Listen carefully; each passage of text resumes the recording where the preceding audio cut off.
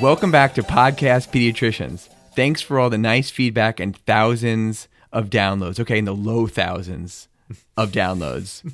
We know we're not supposed to look at the downloads, but it's just human nature. Sorry, Cliff. We're also now broadcasting from our new swanky digs high above the Caesar Rodney Square. Matt, you can look out the window and you can see the statue of Caesar Rodney riding his horse and the old Wilmington post office. Nice. It was a bit pricey to move up here, but I think it will be worth it. The sky deck, huh? We did promise our episodes on constipation, and we'll be putting them out this week, or at least recording them this week, but we also heard some feedback that people would like our episodes to be a wee bit shorter.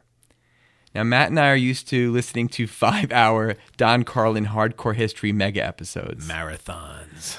But I realize that for most of you, that's way too long, and even an hour is too long, so we're going to make them shorter. We'll do our best to trim it back. No promises. So in that spirit, we've had multiple stories having to do with milk that have been piling up in our stories to do, and decided to start out with an episode centering about milk and dairy. And since dairy and milk are the number one constipating foods in our experience, you agree? Yeah, I'd say they're right up there with bananas. And rice. Mm-hmm. We just thought it kind of made sense to make it the theme of this episode before we get into constipation. So buckle up as we, the podcast pediatricians, Rob Walter and Matt Gotthold, take on all things milk and do our long-awaited Oscar movie review. Well, no one's really been waiting for it except us, but we've been long waiting to tell you about movies. The 2 months later Oscar review. Yes. And remember, you can subscribe to Podcast Pediatricians on iTunes, Stitcher, Google Play, TuneIn, and I don't know, other ones, I think. We're trying to get on Spotify, but evidently it's not easy to do. You got to have some connections. So if you have connections, please go on podcastpediatricians.com and tell us about them.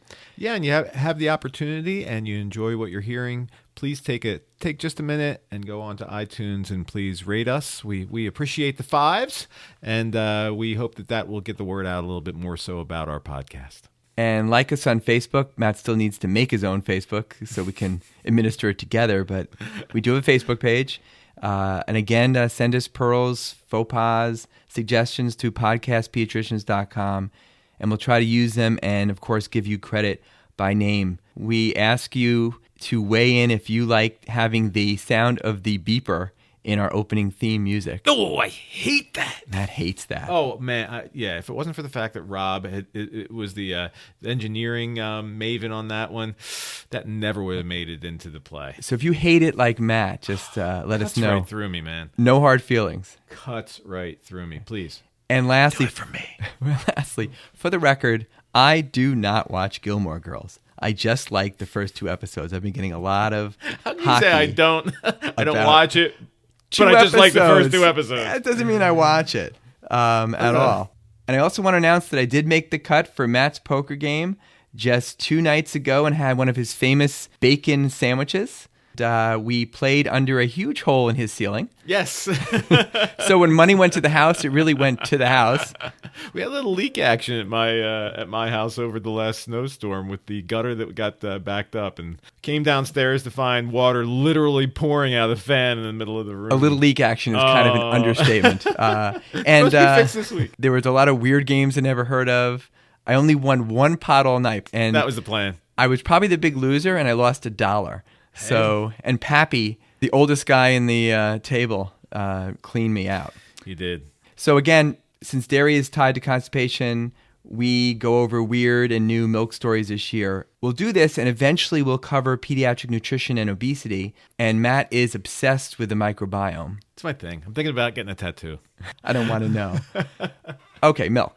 Obviously, cow's milk is a great source of calcium, and calcium is lacking in many pediatric diets. It's recommended that 1 to 3-year-olds get about 700 milligrams of calcium per day, 4 to 8-year-olds about 1,000 milligrams, and 9 to 18-year-olds about 1,300 milligrams of calcium per day. Do you make it a point to stress that during your visits? Honestly? Yeah, honestly. I mean, it's something that oftentimes slips my mind, and I feel particularly guilty when I forget to mention it to young ladies, pre-adolescents and adolescents because I know that they're laying essentially down their bone structure so that they don't break their hip when they're 80 years old. And now is the time. But yeah, I've not been good at it, and I am guilty as charged there. If I do, it's mostly in those young teen girls, which is almost too late. Right. So, Right.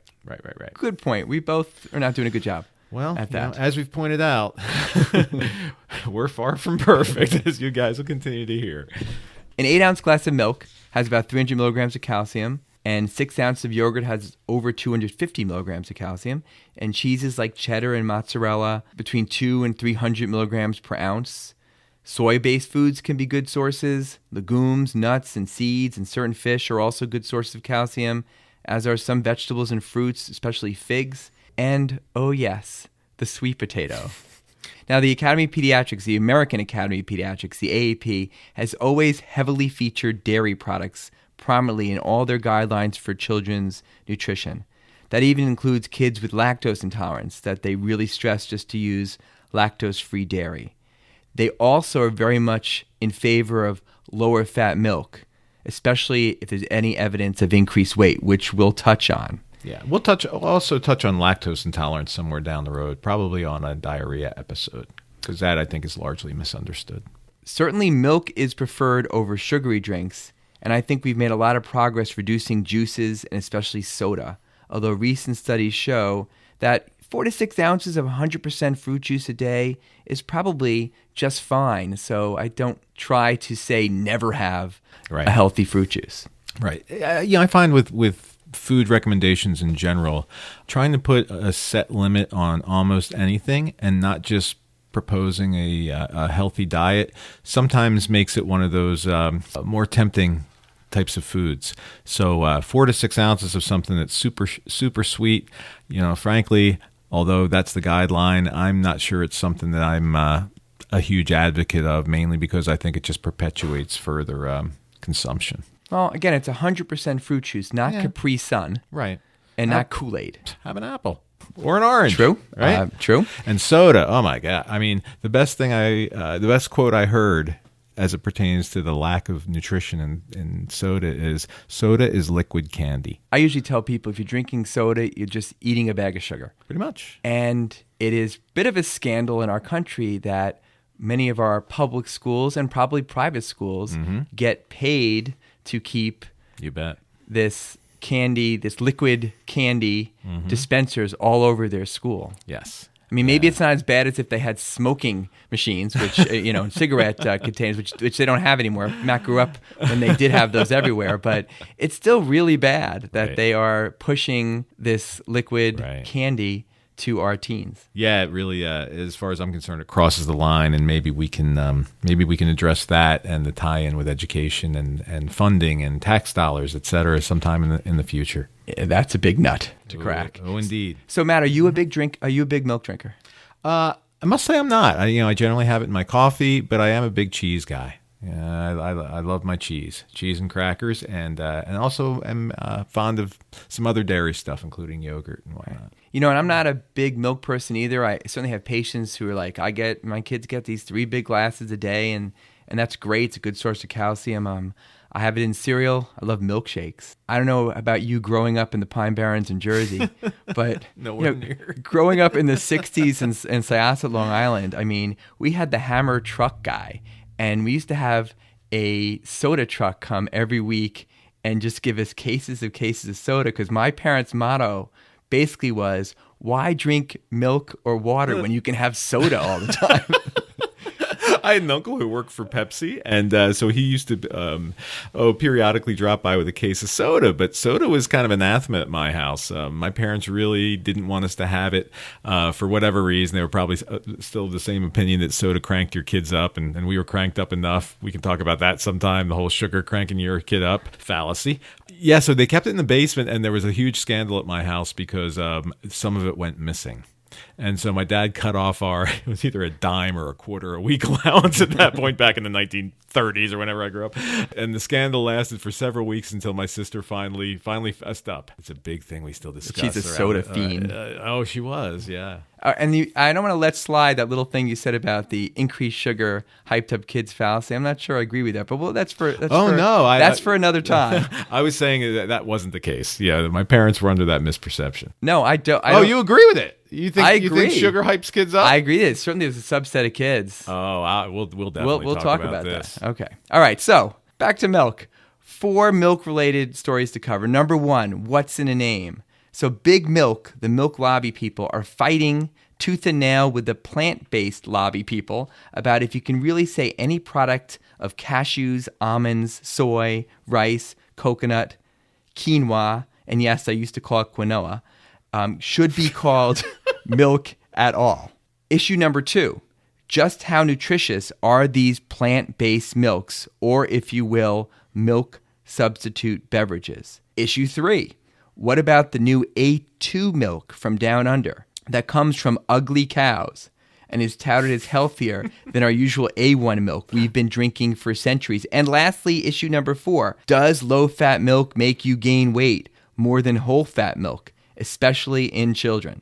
Issue number 1, what is real milk and what is real cheese? Now, the FDA defines milk as a lacteal secretion obtained by milking one or more healthy cows.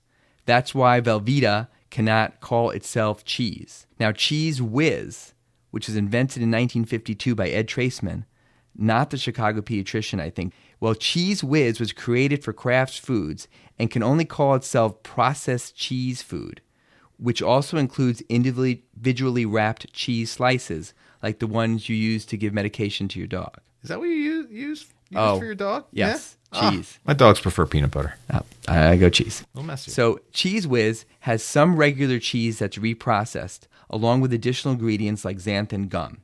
It gets its tanginess and flavor from citric acid and flavorings, and also has some orange coloring. Cheese Whiz is described as a cheese dip by Kraft. The ingredients list cheese cultures, but it does not contain regular cheese. So my question to you, Matt. Yes, sir. Do you like your cheesesteaks with whiz or not? Okay, so I'm a provolone wit guy. So just to give you some Philly ease here, Rob insists that I grew up in the Pine Barrens. I actually grew up about 10 minutes outside of Philly on the Jersey side, and so it's debatable. so cheesesteaks, I know something about cheesesteaks. And in Philadelphia, there are a set of rules when you order a cheesesteak if you don't want to make a buffoon out of yourself. One of which is have your order ready. Don't be diddling around with your cell phone.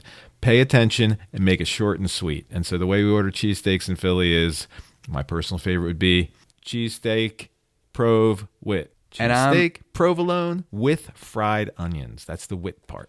And I'm just cheesesteak, whiz, wit. Oh, you consume that stuff? I do. And actually I have a big cheese whiz stain on my Chase Utley jersey. Oh, you stained the Chase. Yes, but I don't want to. It gives me memories, so I'm not going to wash it off. And are you Pat's, Geno's, Tony Luke's?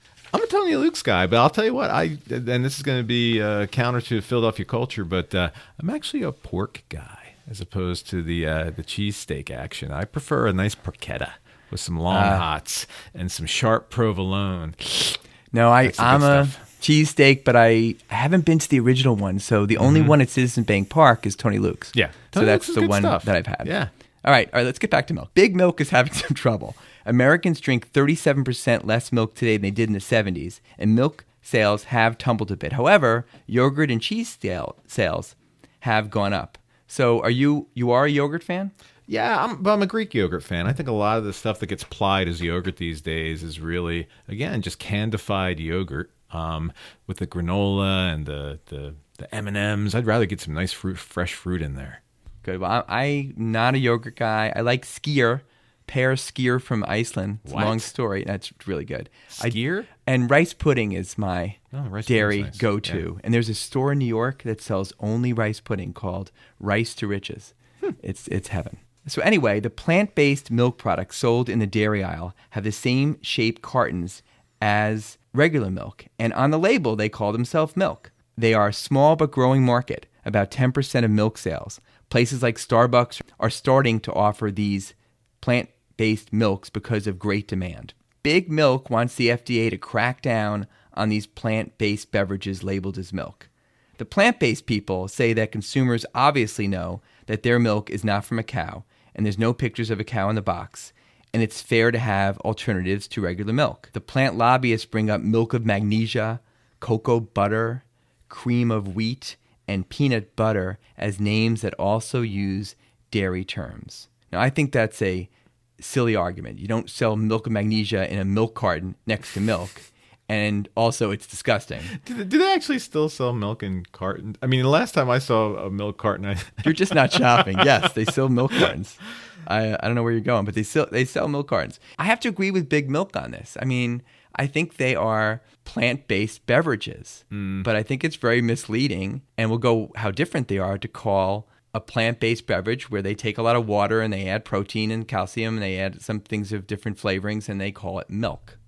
And they color it white. I don't know. You know, it's got some advantage to it in the sense that at least it seems as though they're subtly advocating that over what we just talked about, sodas and juices and Capri Suns and all these empty caloried, drinks. Now, I realize that a lot of the other quote unquote milks do indeed have added sugars and a lot of other things that aren't so good for you, but I don't know. To me, milk is something that got squeezed out of something. The whole coconut milk type of a situation where it can be plant based and essentially murky and white. So I think that is probably the perception of the general public. But I understand the position of the milk producers. As I recall, something like this went on over in Europe a little while ago with Parmesan cheese, didn't it? Where there's a huge argument about you can't call it Parmesan unless it's from this certain area because you're compromising the quality, and this is our domain. It's like the champagne people. Yeah, the champagne people, I think, did the same thing. Yeah. I will disagree on that because I just think it's not milk. I don't think it's that big a deal. There's a separate argument about whether cow's milk production leads to more air and water pollution than the plant-based milk-like beverages. Although it takes over 15 gallons of water just to grow 16 almonds. So Where'd you get that from? I got that. It'll be in our bibliography. There'll be sightings in the bibliography. As opposed to destroying, square miles of rainforest for cows to feed? What rainforests have cows are you getting Talk to from? Sting, dude. He's all about the rainforest. All right, another time. Another huge issue, organic versus or non-organic milk and milk substitutes, maybe for another time. But if organic means less contamination with pesticides and hormones at a reasonable price, then by all means go organic, just so everyone realizes that organic does not mean more nutritious per se. Right. And that will be yet another topic covered down the road when we start to talk a bit about nutrition. I don't think either one of us have any qualms about organic food. All right. Milk issue number 2, which just goes right along with the plant-based. Morton. Did you get that? Morton? McLaughlin Group? No. Okay. Sorry. Issue number 2. Just how nutritious are these plant-based milk substitutes? A recent study from last year's Pediatric Gastroenterology and Nutrition confirmed that plant-based beverages vary very widely in their nutritional profiles, and the authors actually recommended that young children drink cow's milk unless there's a medical reason they cannot. Now, 8 ounces of regular cow's milk naturally contains about 8 grams of protein and about 1/3 of the recommended daily requirements of calcium. It also naturally contains potassium and B12, and it's fortified with vitamins A and D. Of the 4 most common plant-based milk products studied, soy, cashew, almond, and coconut, only soy has any significant protein. The other 3 have no more than a gram of protein. Wow. I didn't know that. And so soy milk, which does have as much protein as cow's milk, has very little calcium. So most are artificially fortified with calcium. You have to look at the label. The question is, how bioavailable is that added calcium compared to the natural calcium in real milk? And experts disagree on this. Soy products like tofu also have plant-based estrogens that can mimic estrogens very weakly. Now, I have some parents who are very concerned about an estrogen effect in their child, and they even will shun any consideration of a soy formula as an infant. Now, I don't think this is a huge issue with soy products, especially used in moderation. Does that come up with you? Yeah, from time to time. Actually, I think my children were, we had supplemented at one point when we were having some supply issues at my house with a soy formula. And at that point, a lot of the concern and the research had already been published. And essentially, my understanding of the AAP's position on this is that, number one, there isn't typically a reason to use soy-based formulas, for instance. But number two, that the soy itself doesn't engender any risk of estrogenizing children. That's what I understand also. Now, the 4 plant-based milk-like beverages studied, coconut milk, you mentioned coconut milk, is the least nutritious one with little or no protein, only small amounts of calcium. Now, whole nuts like almond and cashew are a little bit better, and naturally they're loaded with lots of protein and calcium, but these nutrients are almost completely lost when they're processed into beverages which contain a lot of water. That's sad. I mean, almonds are like a protein bomb. Right, so eat almonds. You betcha. But I'm not sure if almond milk comes even close. The manufacturers of these plant-based products just add proteins like pea protein and rice protein to raise the protein count, and then they add different calcium products to increase the calcium, and then add vitamins and mix it all together in water. All of these ingredients are listed at the side on the nutrition facts label. So those scientists debate if these nutrients are absorbed as well as when it's naturally in food like milk. There are some studies showing that children who drink non-cow's milk beverages have lower levels of vitamin D than those who drink cow's milk, which have similar amounts of vitamin D on the label. Now, it sounds like you've done this research. At least you've went and looked at things in the supermarket. Are the non-cow's milk-like products fortified with vitamin D? They are, and the numbers look similar with the ones I looked at. The fat content, sugar, and other sweeteners and calorie counts can vary widely from product to product in plant-based beverages and can be quite high in the flavored plant-based beverages, similar like you'd see in chocolate milk. Oh, I have a joke for you. Ready? Okay. What did the pirate say on his 80th birthday? I don't know. What did the pirate say on his 80th birthday? I like this one. I'm matey. We're also going to... This is Sesame Street and Podcast Pediatrician. All right, lastly... I'm speechless. Lastly, if there is a cow milk protein sensitivity or milk allergy, then plant-based alternatives make a lot of sense. Although perhaps otherwise, regular cow's milk is healthier. So what do you tell moms, or do you tell moms about what kind of milk to drink? I will typically have folks stick with cow's milk. I think that's the go-to milk until proven otherwise. People who either have a struggle getting into their kids or who have some exception to their feelings about it, I just essentially try to encourage people to get calcium in. I encourage them to get some vitamin D going if their child isn't spending a lot of time outside. Me too. If someone wants to drink, they're drinking almond milk, it's like, all right, that's fine. What other calcium sources do you use in your practice if somebody isn't a milk? Well, obviously fresh fruits and vegetables, and a lot of times also vitamin D with it. So if I really need substitutes, I have a whole list of different vitamins that they can take, which is another story that maybe the whole vitamin industry is somewhat talking about sham. Vitamin D, right? How about and calcium? Oh, and calcium as well. So I'll or Tums. Yeah, I mean Tums is one that I've used, especially with the teenage girls who I can't seem to convince sometimes to take in enough calcium at that most critical time. But I have a little list of foodstuffs. You probably have the same thing that are calcium containing, but not necessarily milk. Right. Some of them are dairy products. Others of them things like English muffins. So yeah, it's a nice, like the legumes we talked about. The legumes. So sometimes it's just wise to be able to kind of see into what's going on in the families in your practice and maybe make some suggestions outside of what would normally be in their purview. Issue number 3. Now, Big Milk is likely very happy with our discussion, but now we cover the A2 versus the A1 milk issue, as outlined in an excellent article in The Atlantic in January of 2017.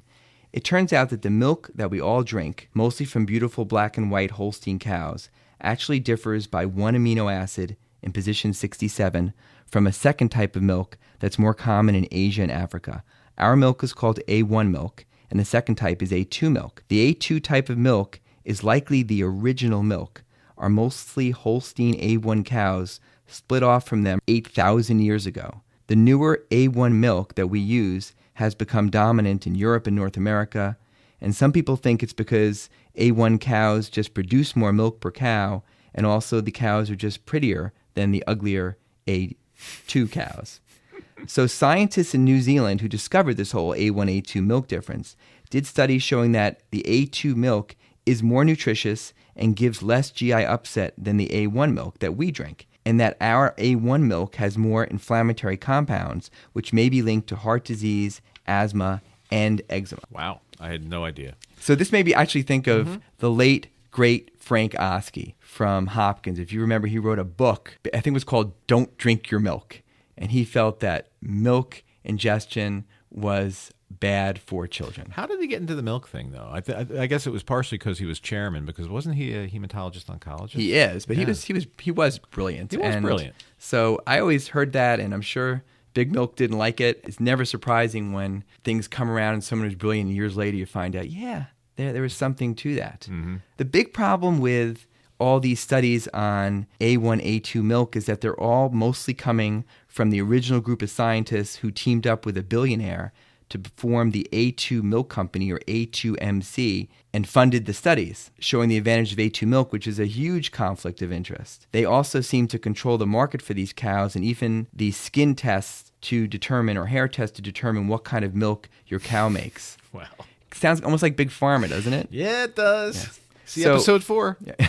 So right now, A2 milk is a niche. I'll go what do niche they say on that in since I went Jersey? legume on Okay. Lagoon. But it hit the United States in where else? California in 2015.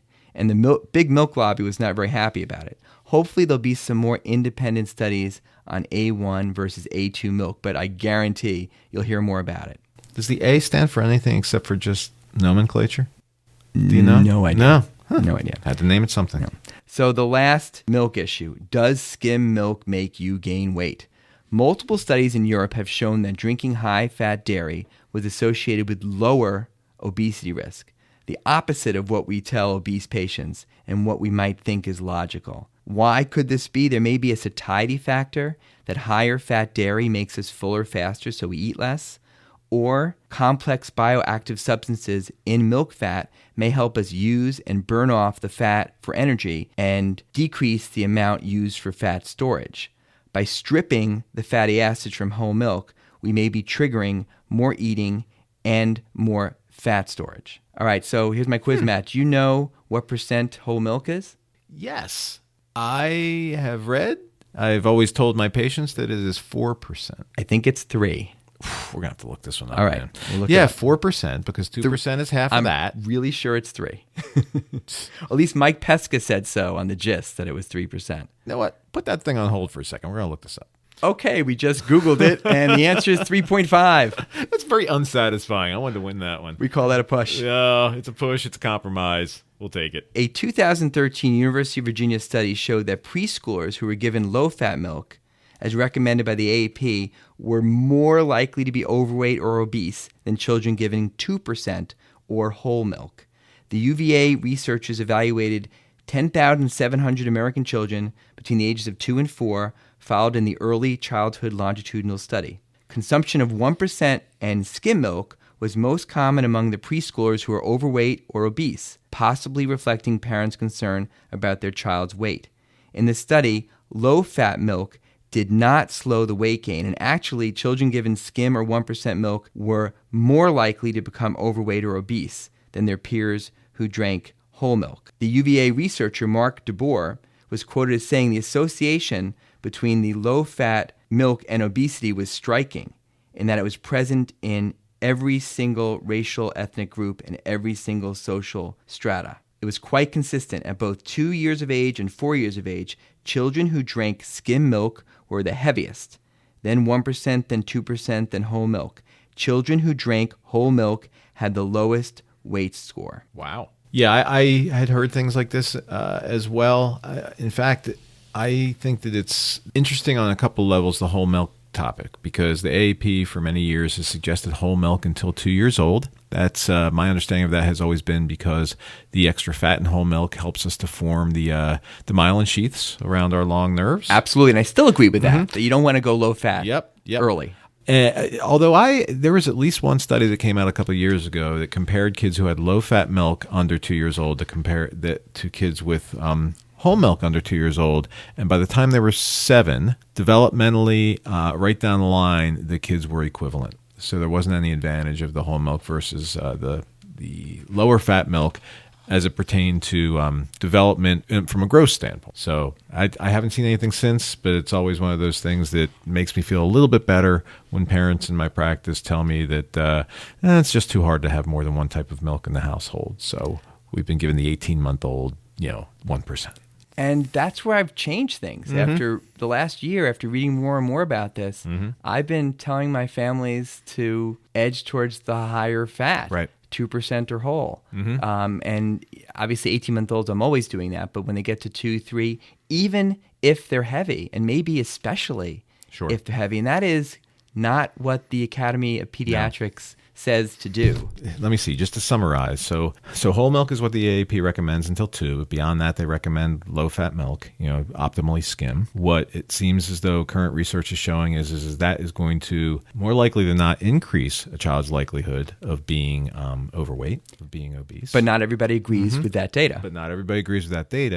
And then the other piece of this is indeed whole milk important to a child's development up into the age of 2? And I think there's some dilemma there too. So stay tuned because this should definitely continue to be a topic of conversation. Regardless of that, did you have your children drink milk when they were younger, Ron? Not that much. Yeah, we didn't have it that much, although we did have sources of calcium, but not that much milk. And your kids are pretty darn bright.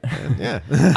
I had a mom maybe 10 or 15 years ago when I mentioned by the AP guidelines of using low-fat milk, and she just kind of really went off saying that's absolutely not true, that whole milk is better in terms of not becoming obese. And this was 10 or 15 years ago, and I was kind of dismissive, and she may have been absolutely right. So I don't remember who it was, but if you're listening, I want to give you some kudos that you might have been right and sincerely apologize for dismissing. So it gets back to listen to mom. Right. So I'm usually now saying to people, 2% might be a sweet spot, and it is easier if the whole family drinks the same thing. It is. And that seems like a trivial type thing, but it's really not, especially when the family is busy and they have kids that have to be hither and yon, and somebody runs out of one type of milk but not another. And I guess before we leave the specific points, just have to add, since this is pediatrics, one is goat milk is not healthy for children and other living things because it doesn't have folate. You can get megaloblastic anemia. That's always on the boards every single year.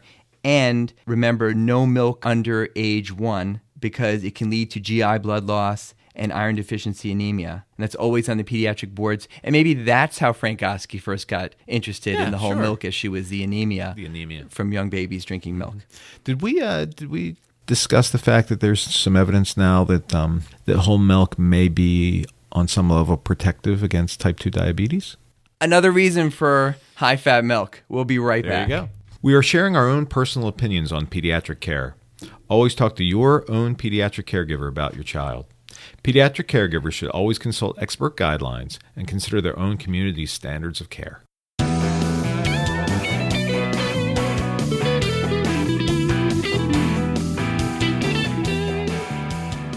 Okay, a few quick random pearls. What do you got, Matt? I think one of the bigger ripoffs in the world is saline that parents buy at the drugstore. And I think that because a small 2-ounce bottle of this for babies is going to run you usually about $5. A slightly larger one is going to run you somewhere in the vicinity of $10 to $12, and it's salt water.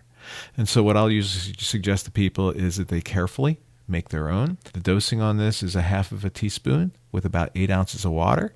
I usually will tell people to use warm water. Some people who are really advocates of cleanliness will suggest actually boiling the water and then using it. But optimally, you want to put this into something glass if you can.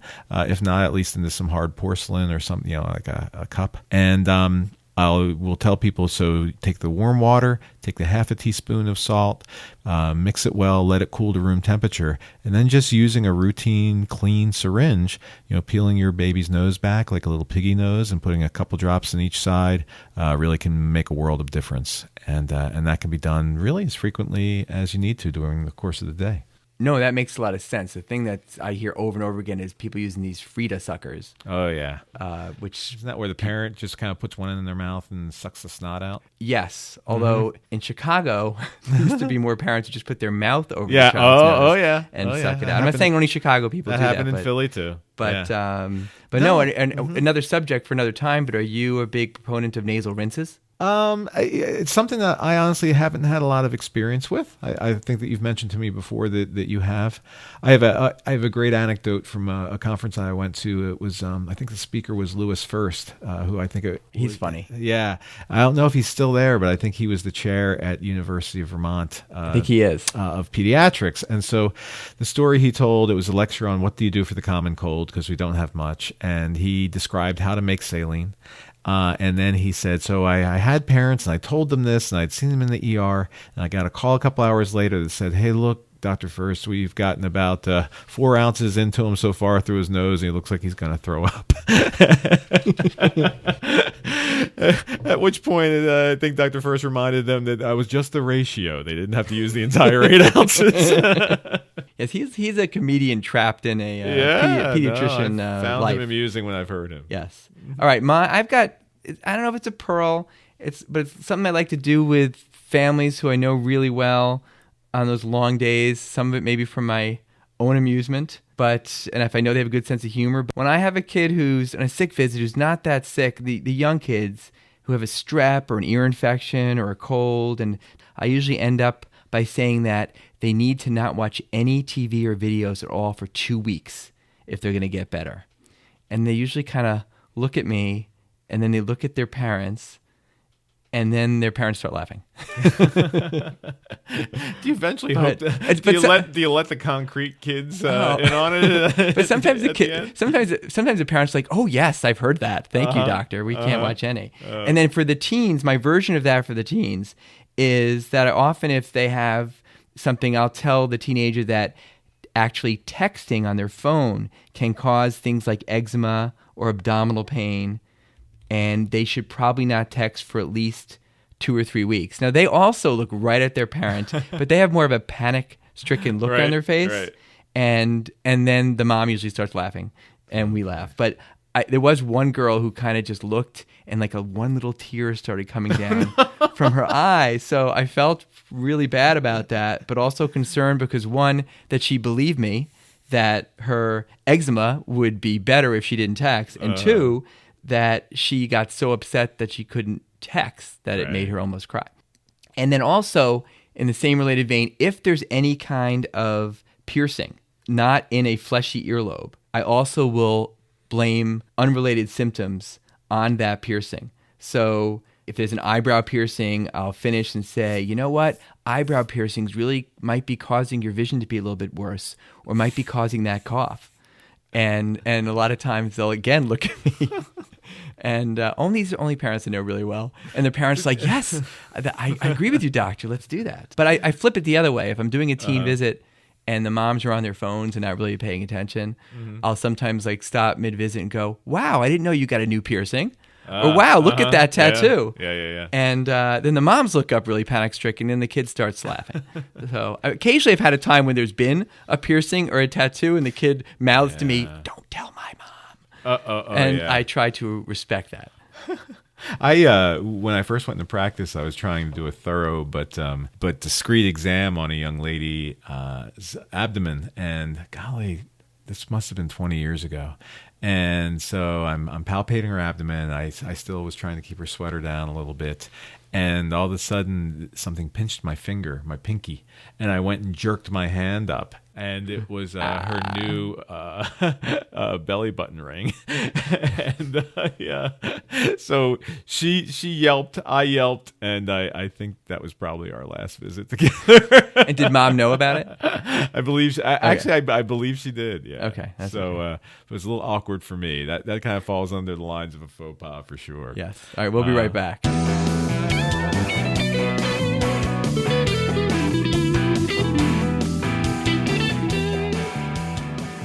Okay, finally, our freestyling of movies and the Oscars.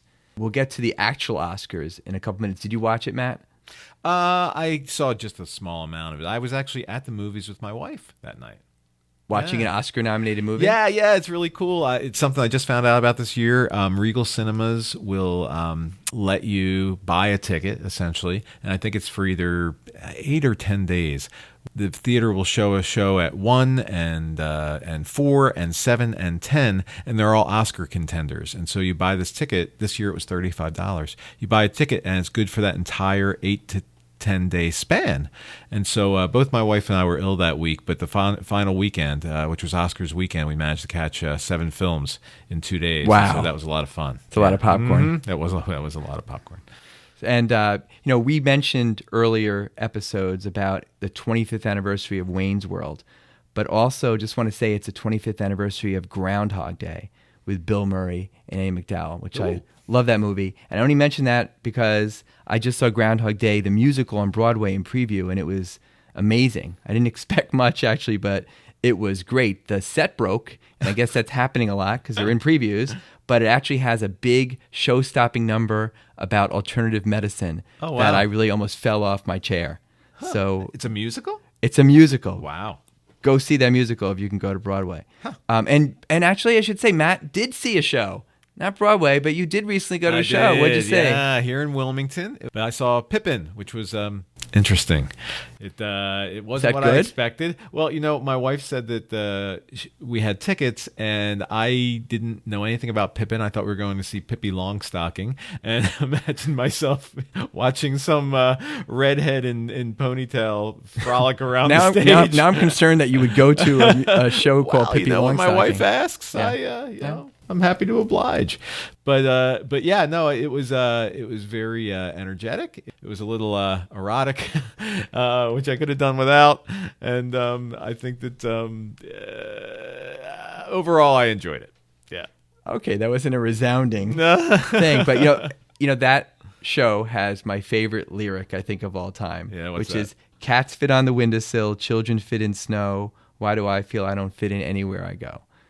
Wow, you know the lyrics. We sang it in Syosset Choir. Just a shout out to the late great Elliot Bean. But I just love that. So, all right, Oscar nomination, best films: Arrival, Fences, Hacksaw Ridge, Hell or High Water, Hidden Figures, Lion, Manchester by the Sea, La La Land, Moonlight. I saw all of them except for Hacksaw Ridge. What about you? I did see Hacksaw Ridge, but I did not see Moonlight. I did not see Fences. I saw all the others, I think. Yeah. That's good. All in that last weekend. Yep. And then I'm going to mention, because I maybe see a little more movies than you do, things that should have been nominated. Sing Street, about Dublin in the 80s. It was kind of the whiplash of this year. It was about a band. You would have loved it. It's about a guitar player. Oh, cool. You would have loved it. Jungle Book, I think we both saw that. Oh, yeah. Visually just and it won that Oscar. Yeah. It was wonderful. And I thought the child actor was fabulous, too. Captain America Civil War.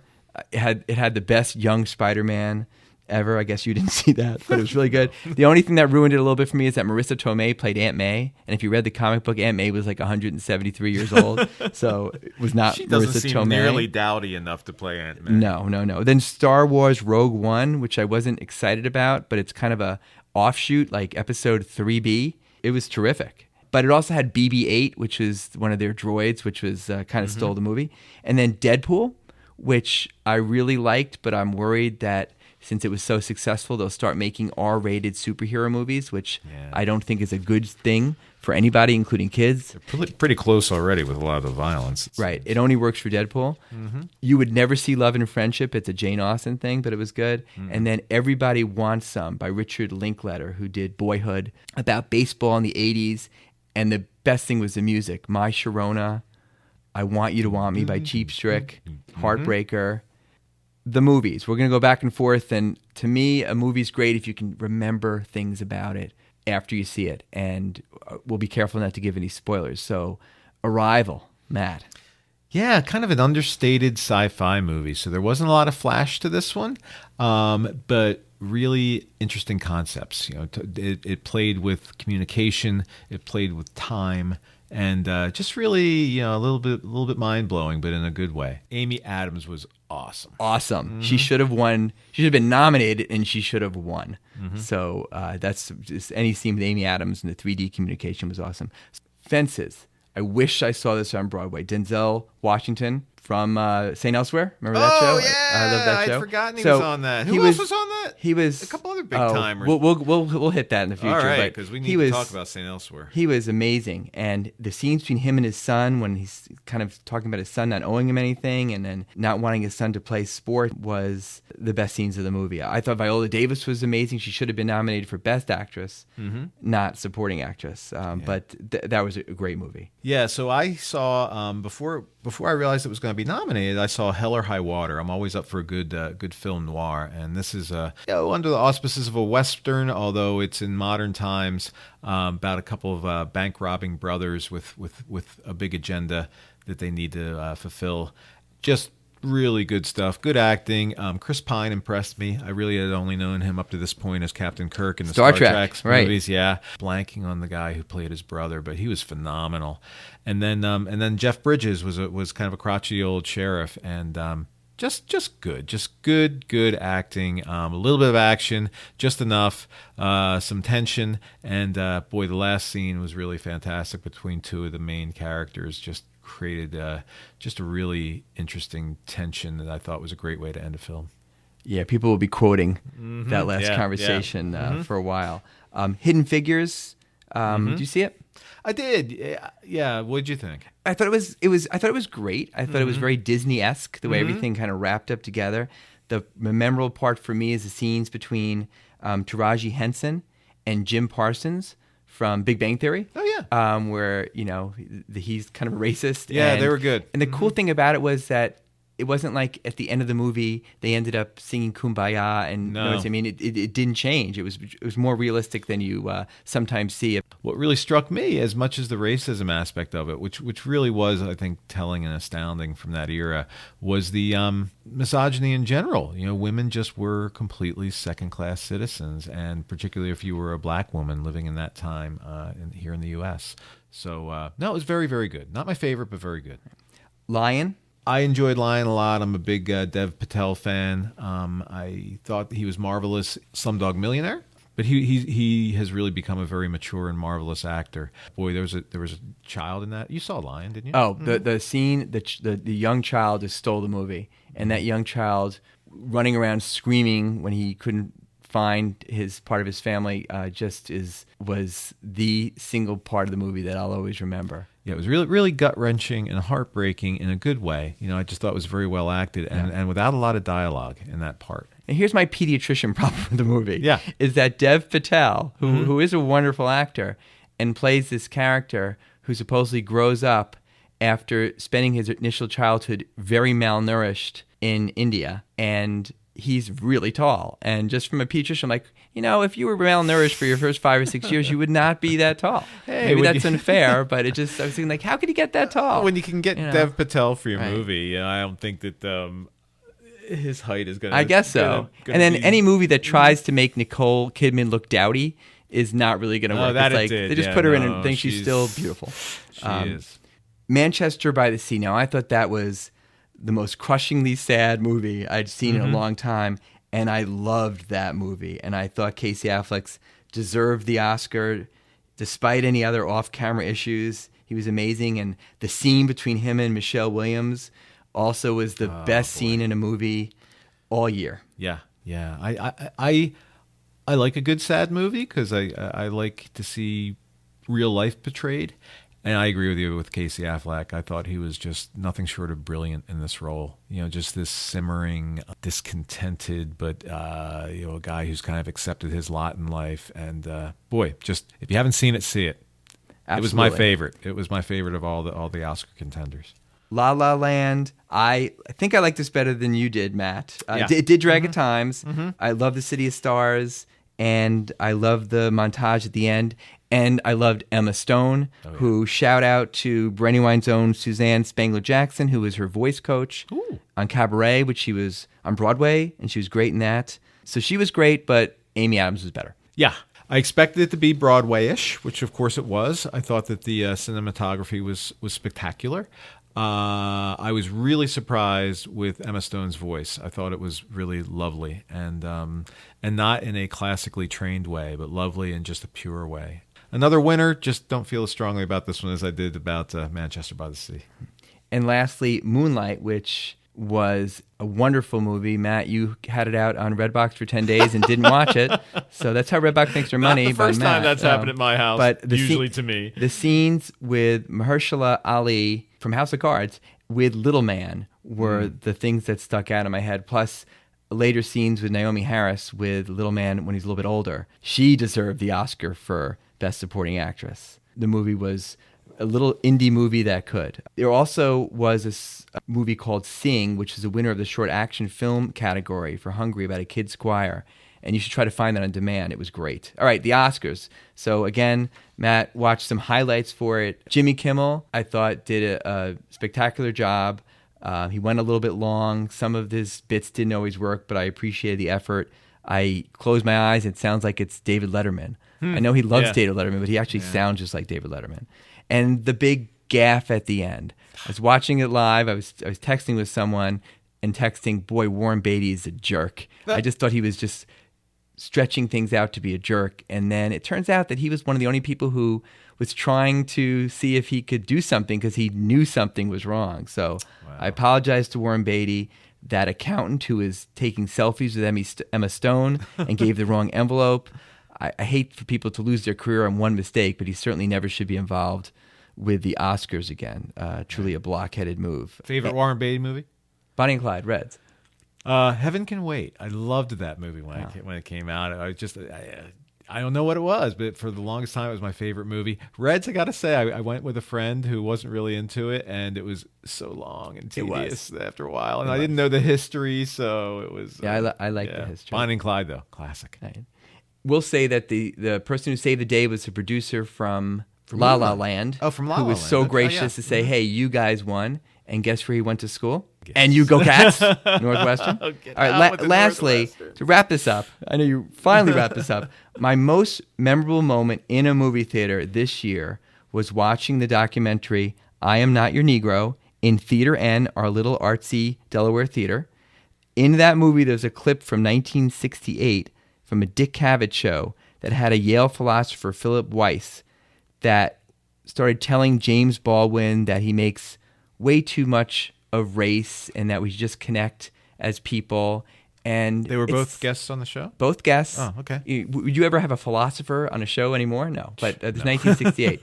So, he was kind of a liberal and kind of saying that, like, yeah, I can understand that. And then James Baldwin just was unforgettable as he just eviscerated that argument to talk about what it's like growing up as an African American in 1968, which really completely resonates even more so about 30 years later.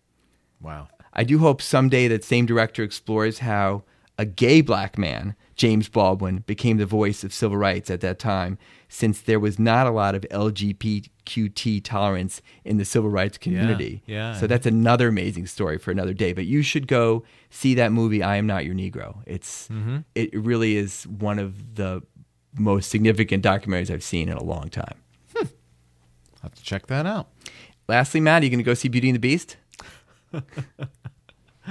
Got great reviews. As much as I enjoy Emma Watson, Harry Potter? Harry Potter's come to Hogwarts. Yeah, that's a big in-joke at my house. I don't know. I think I will. I think I will. All right.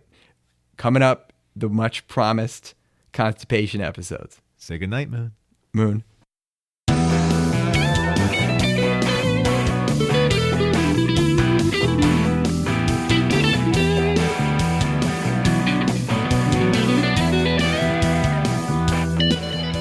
Podcast Pediatricians Productions. All rights reserved.